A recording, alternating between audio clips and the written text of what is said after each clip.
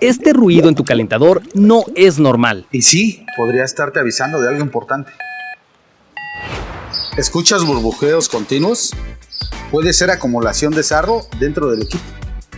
Golpes o vibraciones fuertes podrían indicar exceso de presión o sedimentos. Silbidos agudos, puede haber obstrucciones o problemas de ventilación. Si tu calentador hace alguno de estos sonidos, es momento de revisarlo con un técnico certificado de Calorex. Ignorarlos puede reducir el rendimiento y dañar tu equipo antes de tiempo.